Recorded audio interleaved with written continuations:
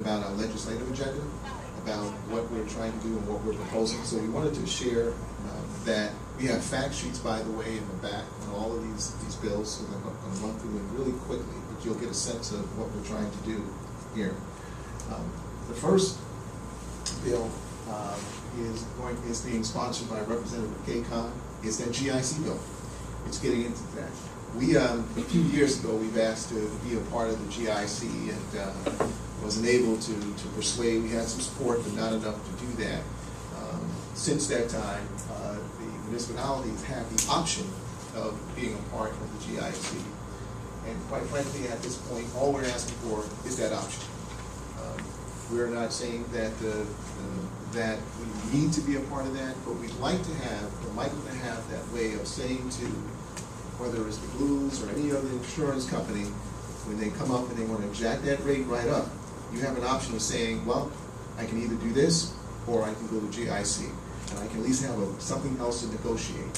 One of the interesting things that I see that's happening with many of our employers is that they no longer have options. That is sort of a take it or leave it. They get like one person to bid for them, and they're asking for the bid. It's not like they got 4 or 5 people competing for the business. So we think that if we can do a GIC as an option for folks, that will bring down the cost, negotiating costs, and it will do something that Michael's interested in, a lot of people are, just having some more reasonable predictions about what the increases are going to be, if there are going to be any increases, so you don't have budget busters or you don't get into a situation where you have to have that conversation with Danielle and other folks like her about, I'm sorry, we can't make this happen, we can't make this work for you.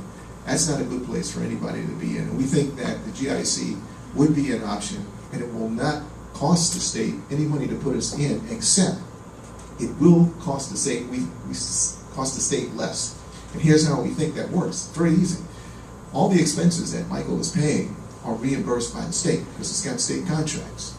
So if Michael is paying less money for health insurance, that means the state is not going to use that dollars to pay for that insurance. So it goes from the state through Michael into the big companies. We think we can figure out a way to make those costs more reasonable. So the state can use that money, instead of buying insurance, can do what we'd like them to do, which is improve the quality of care for the people we care about.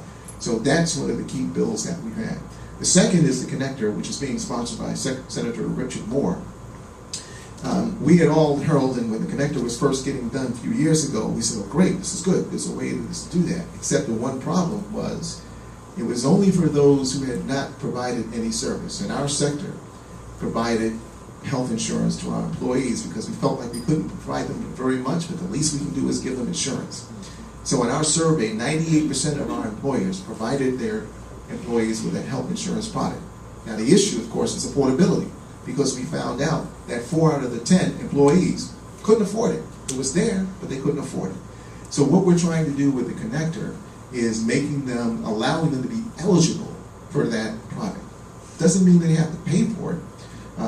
The state doesn't have to pay for it, but at least they're eligible to do that. So here's the 2 options that we're proposing that we don't see a big cost to the state. What we do see is a way of saving money and providing better access to services.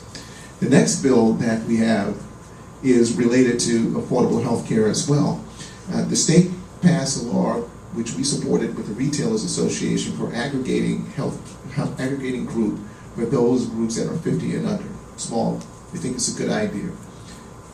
We would like to do something for health, for our human services sector, aggregation, regardless of size. Now, right now, one of the few that are able to do that legally in Massachusetts is I think it's the Mass Bankers Association. Well, that's great. I'm sure the bankers need it. But I think we can make a compelling case here in Massachusetts that there probably isn't anyone more deserving of a break in health insurance than the people that are in this room and our colleagues around that. So we would like to see that happen. The other item that we'd like to propose is social enterprises and try to do that. Now, I spoke a little earlier about that. We have one of the things we're doing in the council is not only trying to figure out a way that we can provide salaries, protect services for folks that really need that, increase the salaries and tuition and benefits, but we also know that some of our organizations have some unique ways that they can generate revenue that helps support their mission. And part of that is this new species of innovation called social enterprises, where companies are involved, and throughout the state are now looking at ways that they can generate revenue through business that helps supports clients and also helps supports their revenue. It's like coming with what they call a double bottom line. That there's a value to both of those. One of them I mentioned earlier to you guys today was a program that Pine Street Inn does called Abundant Table, where they're working with the residents and guests and giving them skills, culinary skills in their catering program. And that program is now providing meals daily to organizations throughout the Boston area. Folks are learning skills, so when they leave Pine Street Inn, they may be able to get a job in the culinary industry, whether it's cooking, chefing, meal preparation, menus, wait staff, the whole range of things. And the second thing is Pine Street Inn is generating enough revenue. And last thing I heard last year, the year before that, they generated around $1 million with this. They take that $1 million, it doesn't go into shareholders. They then use that money and put it right back into the program and build and develop it. There are programs throughout Massachusetts that are growing in that way. We think one way of helping to provide an incentive for people to doing that is now when we want purchasing agents, and there are plenty of people that purchase things in the products in the state, rather than going through a formal RFR process every time there's something for under $25,000, if they need some catering that needs to be involved, that they would call up Pine Street Inn if it's less than 25 and say, we want to help you guys out because we know what you're doing. Rather than spending it on some for-profit where we don't get that double bottom line, why don't we spend that money at Pine Street Inn? We've got companies that are doing that with furniture right now, that are doing with assembly grants, that are doing t-shirts. A whole range of services are being done by human service agencies as they look at ways to diversify their revenue stream. We think this bill could be helpful to them, and that's one of the reasons why we're doing that. It doesn't cost the state any new money. They're already spending the money to do it. The next set of bills is regarding our workforce development. The first one is the tuition remission. We talked a little bit about this earlier. Tuition remission is something that was started over 10 years ago. It's a program that builds right off of the program that the state runs for state employees. It allows human service workers to sit in those empty seats in a classroom. So it's not going to make the state purchase any more seats, more faculty, but if you're in one of those empty seats in the classroom, you can attend that class without paying for tuition. You do pay your fees, you do pay your book costs, so there's not a freebie. But it helps, and it helps develop that. What we'd like to do is expand that so it's not just state supported, but also the continuing ed and also the graduate. A lot of folks would love to take graduate courses as well, but they just can't get there because they're not eligible. That's no additional cost to the Commonwealth because we run it for the state, and we don't charge them for doing that. And the last item in here, which does have a dollar figure associated with it. Out of the 6, this one does have a dollar figure, is a loan repayment.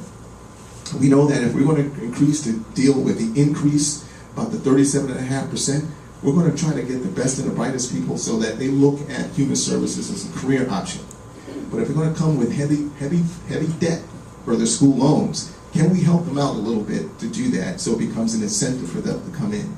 So we're asking for some thoughts about doing that they can get reimbursed for $150 a month, no more than that for 48 months, just as a way of saying we need you in this sector like we need in any other industry in Massachusetts. So those are a very quick way of the kind of things that we're trying to accomplish with our legislative agenda in there. And we've got, I know I went through it real fast, but we've got information in the back to list all of those things in there. Now,